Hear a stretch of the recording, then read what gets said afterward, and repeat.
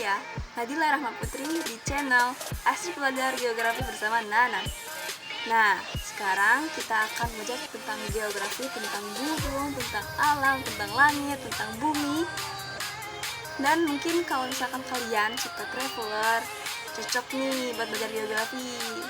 Nah, lanjut ya. Teman pertama ini kita akan menjelaskan apa itu geografi. Nah, sebelum kita ke materi, saya akan memaparkan silabus geografi terlebih dahulu. Nah, yang pertama yaitu pengetahuan dasar geografi, yang kedua pengetahuan dasar pemetaan, penginderaan jauh dan SIG, yang ketiga yaitu langkah-langkah penelitian geografi, yang keempat dinamika planet bumi sebagai ruang kehidupan, yang kelima dinamika litosfer dan dampaknya terhadap kehidupan, yang keenam dinamika atmosfer dan dampaknya terhadap kehidupan, yang ketujuh dinamika hidrosfer dan dampaknya terhadap kehidupan.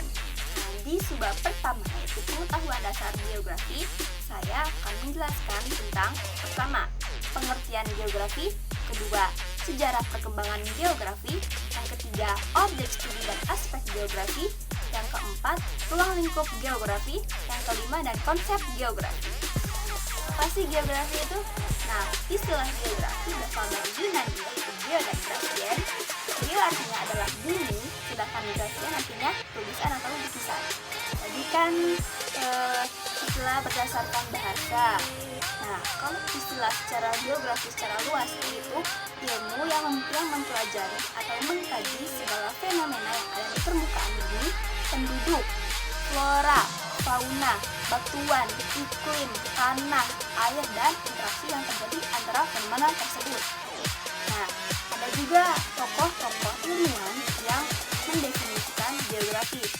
Salah satunya yaitu Eratosthenes. Menurut Eratosthenes, geografi berasal dari kata geografika, artinya penulisan atau penggambaran tentang bumi.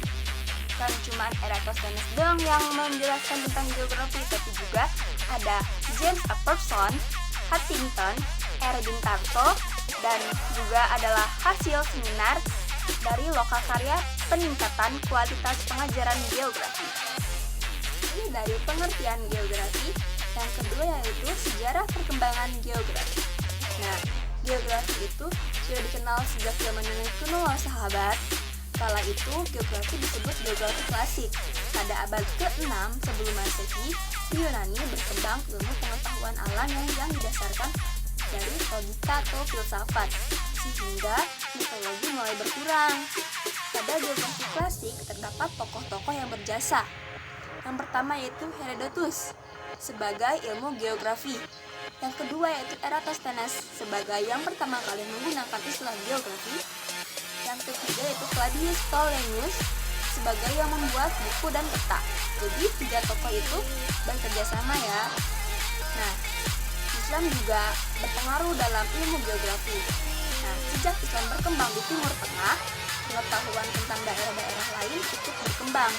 Sejalan dengan banyaknya perdagangan antar bangsa di Laut Tengah dan didukung oleh munculnya kerajaan-kerajaan Islam, geografi sendiri ditulis dalam bahasa Arab menjadi geografia dan diterjemahkan menjadi surat Al-Ard atau wajah bumi atau deskripsi tentang bumi.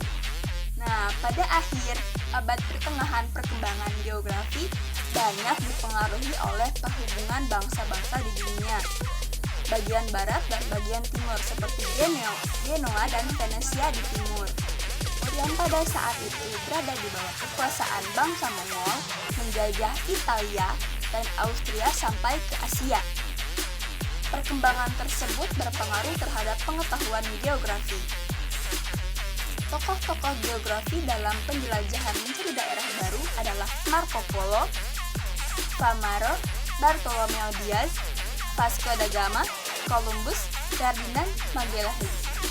Nah, pada awal abad telah mulai berkembang geografi sebagai ilmu dengan metode penelitian ilmiahnya.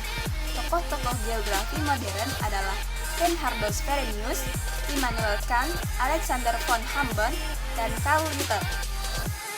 Nah, pada perkembangan ilmu geografi muncul beberapa paham. Ada dua, yaitu paham determinis paham dan paham posibilis. Apa sih paham determinis itu? Nah, paham determinis berpendapat bahwa keadaan alam suatu wilayah sangat menentukan sifat, karakter, dan pola hidup penduduk wilayah tersebut. Nah, tokoh-tokohnya juga ada. Yang pertama yaitu tokoh dari paham determinis yaitu Carl Litter, Friedrich Russell, dan Ellsworth Huntington. Yang kedua yaitu paham posibilis. Apa sih paham posibilis itu? Nah, paham posibilis berpendapat bahwa alam hanya menawarkan beberapa kemungkinan terhadap manusia. Manusia sendirilah yang memilih kemungkinan tersebut. Ini sudah jelas ya, apa perbedaan antara paham determinis dan paham posibilis. Jadi kalau paham posibilis itu manusia yang mempengaruhi lingkungan sekitar. Kalau paham determinis, manusia sangat bergantung pada kondisi lingkungan. Nah, contohnya apa? Paham posibilis itu adalah bercocok tanam di daerah yang kering-kering. Jadi kemungkinan yang dahulu mustahil dilakukan, nah kalau sekarang sangat bisa dilakukan. Kayak bercocok tanam di daerah yang kering, pembangunan perkotaan di pegunungan, dan atau di hutan. Nah, kalau contoh dari paham determinis yaitu pertanian berkembang di daerah yang subur dan kota besar terletak di daerah yang kaya dengan air. Nah, sekarang kita beranjak ke poin yang ketiga, yaitu objek studi geografi dan aspek geografi. Nah, objek studi geografi itu ada dua. Yang pertama itu objek material dan objek formal. Nah, objek material itu dalam kurungnya biosfer ya. Nah, jadi objek material atau biosfer itu adalah lapisan permukaan baik yang berada di permukaan bumi, di atas permukaan bumi maupun di bawah permukaan bumi yang ada pengaruhnya terhadap kehidupan manusia. Biosfer terdiri atas lapisan litosfer atau lapisan kulit bumi, lapisan atmosfer, lapisan udara, lapisan hidrosfer, dan lapisan air, dan biosfer adalah makhluk hidup. Nah, yang kedua yaitu objek formal. Objek formal geografi adalah region atau cara pandang geografi terhadap objek formal dilihat dari organisasi keuangan atau spatial setting.